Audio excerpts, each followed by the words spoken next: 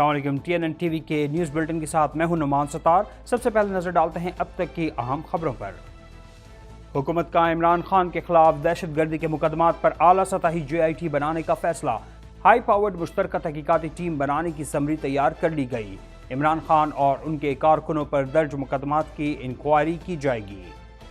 پاکستانی حکومت نے petroleum scheme پر کوئی مشاورت نہیں کی۔ IMF کا کہنا ہے کہ کچھ پوائنٹس پورے ہونے کے بعد اسٹاف لیول معاہدہ ہوگا۔ نویں اقتصادی جائزے کو آگے بڑھانے کے لیے بات چیت میں خاطر خواہ پیش رفت ہوئی ہے۔ انتخابات میں کامیاب ہوا تو اپنے قتل کی سازش کرنے والوں کا محاسبہ کروں گا۔ عمران خان نے کہا ہے کہ یقین ہے کہ توشہ خانہ کیس میں وہ بری ہو جائیں گے۔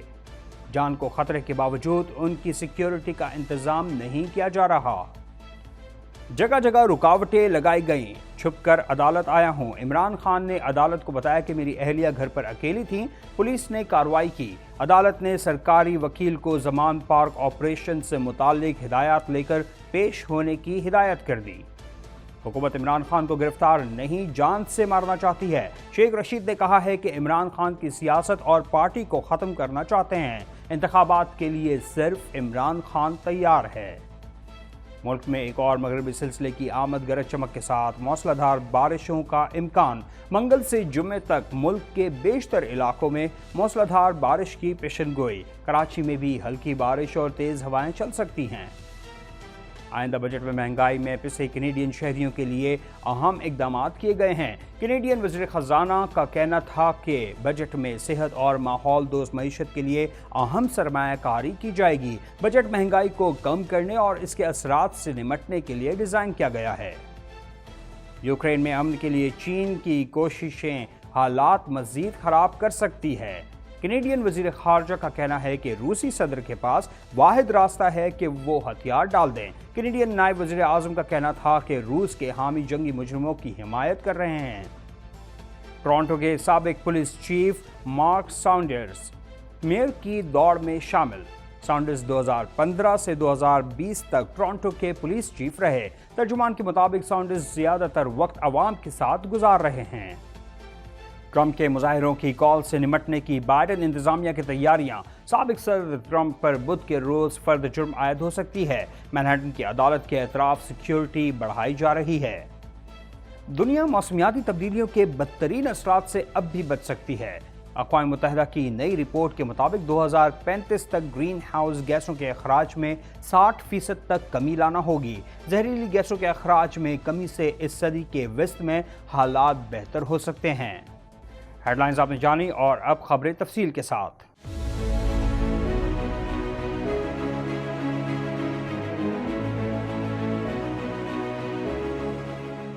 پونے 2 کروڑ کی آبادی پر مشتمل کراچی میٹروپولیٹن سٹی میں صحت کے حوالے سے ہسپتال تو بہت، لیکن فزیو تھراپی سینٹر نایاب ہیں۔ الحمدللہ ہم نے اس کمی کو پورا کرتے ہوئے گلستان جوہر میں زبیداس فزیو تھراپی سینٹر کا آغاز کر دیا ہے۔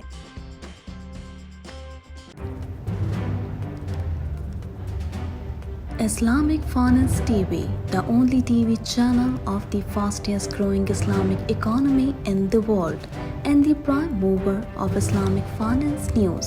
Follow us on our social media handles and watch our reports and educational program at www.islamicfinancetv.com. For advertisement, please contact us at islamicfinancetv@gmail.com.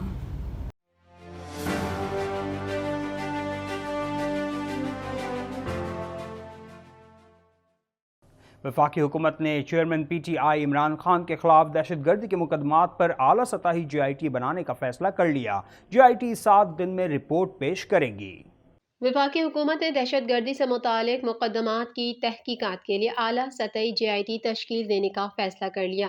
JIT کا اقدام گزشتہ روز اتحادی جماعتوں کے اجلاس کے فیصلے کی روشنی میں کیا گیا۔ JIT chairman PTI Imran Khan اور ان کی پارٹی کے کارکنوں پر درج مقدمات کی انکوائری کرے گی۔ ہائی پاورڈ مشترکہ تحقیقاتی ٹیم بنانے کی سمری تیار کر لی گئی ہے۔ وزارت داخلہ JIT کی تشکیل کی سمری آج وزیر اعظم کو بھجوائے گی۔ JIT میں وزارت داخلہ، پولیس کے سینئر افسر اور حساس اداروں کے افسران شامل ہوں گے۔ JIT 7 دن میں تحقیقاتی رپورٹ پیش کرے گی۔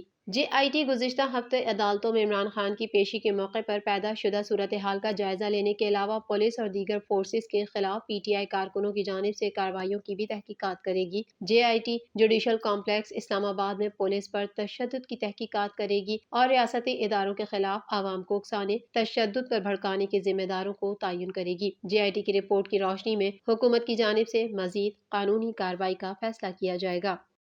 عالمی مالیاتی ادارے IMF کا کہنا ہے کہ حکومت نے کم آمدن والوں کے لیے پیٹرول پر سبسڈی سے متعلق کوئی مشاورت نہیں کی۔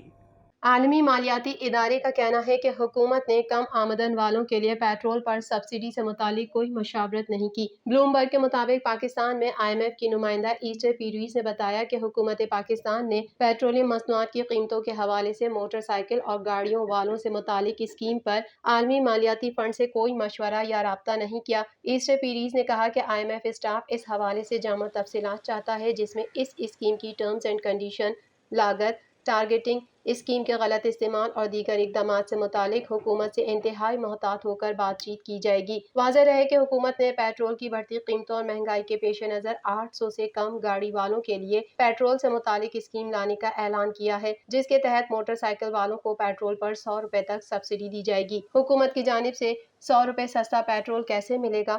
مصدق ملک نے کہا کہ سستا پیٹرول صرف رجسٹریشن والی موٹر سائیکلوں اور گاڑیوں پر ملے گا، جس سے ڈاکیومنٹیشن کی بھی حوصلہ افزائی ہوگی۔ انہوں نے بتایا کہ سبسڈی حاصل کرنے والا شخص پیٹرول پمپ پر اپنا شناختی کارڈ اور 1 ٹائم پاس ورڈ دکھا کر سستا پیٹرول حاصل کر سکے گا۔ ایک وقت میں صرف 2 سے 3 لیٹر سستا پیٹرول مل سکے گا۔ مصدق ملک کے مطابق موٹر سائیکل والے ماہانہ 21 لیٹر پیٹرول استعمال کرتے ہیں، انہیں 21 لیٹر پیٹرول سستا ملے گا۔ 21 لیٹر سے زیادہ استعمال کرنے پر پوری قیمت دینی پڑے گی۔ پاکستان میں IMF کی نمائندہ ایسٹر پیریز نے اسٹاف لیول معاہدے سے متعلق بیان جاری کیا ہے۔ ایسٹر پیریز کی جانب سے جاری بیان میں کہا گیا ہے کہ نویں اقتصادی جائزے کو آگے بڑھانے کے لیے بات چیت میں خاطر خواہ پیش رفت ہوئی ہے۔ پاکستانی اتھارٹیز کے ساتھ حالیہ دنوں میں پالیسیوں کے حوالے سے بات چیت ہوئی ہے۔ نمائندہ IMF کا کہنا تھا کہ پالیسی ایجنڈے کے نفاذ میں معاونت کے لیے خاطر خواہ مالی اعانت یقینی بنانا اولین ترجیح ہے۔ کچھ باقی پوائنٹس پورے ہونے کے بعد اسٹاف لیول معاہدہ ہوگا۔ پاکستان تحریک انصاف کے چیئرمین عمران خان کا کہنا ہے کہ اگلے انتخابات میں کامیاب ہوئے تو وہ اپنے قتل کی سازش بنانے والوں کا محاسبہ کریں گے۔ مزید تفصیلات کے لیے دیکھتے ہیں یہ رپورٹ۔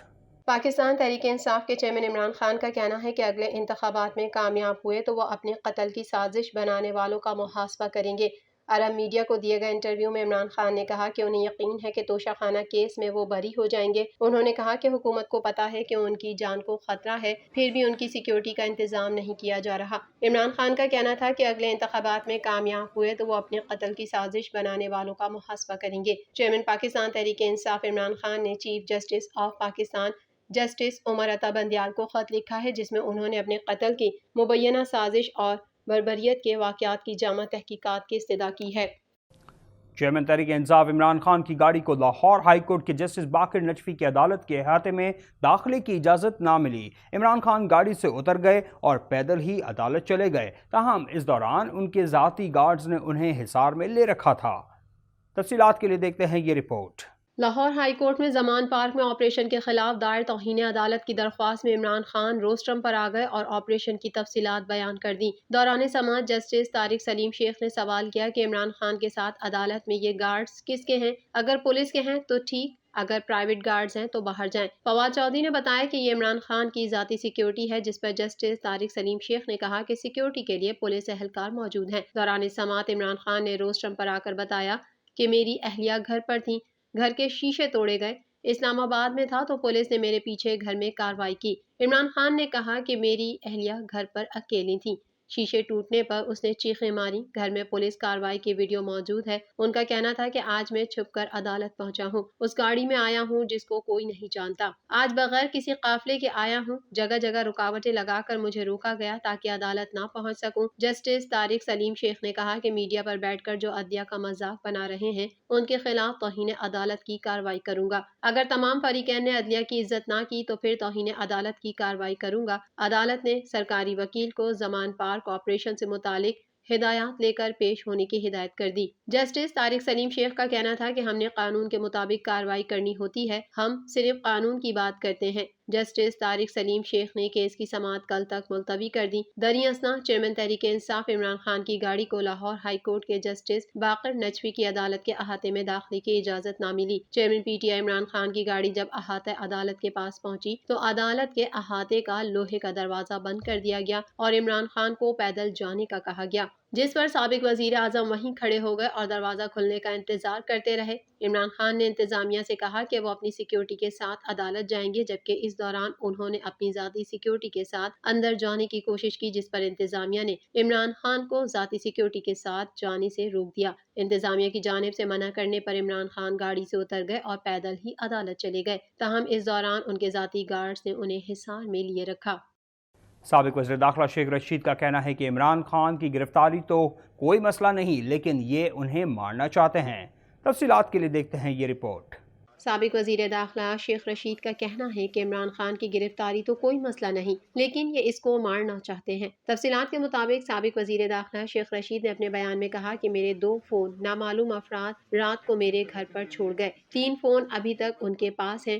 شیخ رشید کا کہنا تھا کہ یہ کریک ڈاؤن کرنے جا رہے ہیں، عمران خان کی سیاست اور پارٹی کو ختم کرنا چاہتے ہیں، لیکن ناکام ہوں گے کیونکہ جو بھی رائے عامہ کا احترام نہیں کرتا نقصان اٹھاتا ہے۔ سابق وزیر نے کہا کہ عقل سے کام لیں، ملک کی معاشی و اقتصادی کشتی ڈوب رہی ہے، اس وقت لوگ صرف شفاف انتخابات چاہتے ہیں۔ انہوں نے بتایا کہ یہ تحریک انصاف کے خلاف کریک ڈاؤن کرنے جا رہے ہیں، ممکن ہے یہ تحریک انصاف پر پابندی لگانے کی خواہش رکھتے ہوں۔ عمران خان کی گرفتاری تو کوئی مسئلہ نہیں، لیکن یہ اس کو مارنا چاہتے ہیں۔ شیخ رشید نے مزید کہا کہ ان کے پاس نہ امیدوار ہیں، نہ پولنگ ایجنٹ، نہ ہی الیکشن کی تیاری، صرف فراری ہے۔ انتخابات کے لیے صرف عمران خان تیار ہیں، میں آخری دم تک عمران خان کے ساتھ چٹان کی طرح کھڑا ہوں۔ ملک میں ایک اور مغربی سلسلے کی آمد کی توقع ہے، جس کے زیر اثر گرج چمک کے ساتھ موسلادھار بارشوں کا امکان ظاہر کیا گیا ہے۔ تفصیلات کے لیے یہ رپورٹ۔ ملک میں ایک اور مغربی سلسلے کی آمد کی توقع ہے، جس کے زیر اثر گرج چمک کے ساتھ موسلادھار بارشوں کا امکان ظاہر کر دیا گیا ہے۔ اس حوالے سے محکمہ موسمیات کا کہنا ہے منگل سے جمعے تک پنجاب، اسلام آباد، خیبر پختونخوا، سندھ، بلوچستان، کشمیر اور گلگت بلتستان میں موسلادھار بارش کے ایک اور اسپیل کی پیش گوئی کی گئی ہے۔ محکمہ موسمیات نے بتایا کہ آج سے نیا مغربی سلسلہ بلوچستان کے ذریعے داخل ہوگا، جو ملک کے بیشتر حصوں کو اپنی لپیٹ میں لے گا۔ محکمہ موسمیات کا کہنا ہے کہ 23 مارچ تک سندھ بھر میں بارشوں کا امکان ہے، جبکہ ملک کے دیگر علاقوں میں بھی گرج چمک کے ساتھ موسلادھار بارشوں کا امکان ہے۔ محکمہ موسمیات نے بتایا کہ اس دوران ژالہ باری سمیت تیز گرد آلود ہوائیں اور آندھی چلنے کا بھی امکان ہے، جبکہ کراچی میں آج بھی ہلکی بارش اور تیز ہوائیں چل سکتی ہیں۔ خبریں آپ نے جانی اور اب چلتے ہیں ایک مختصر سے بریک کی طرف۔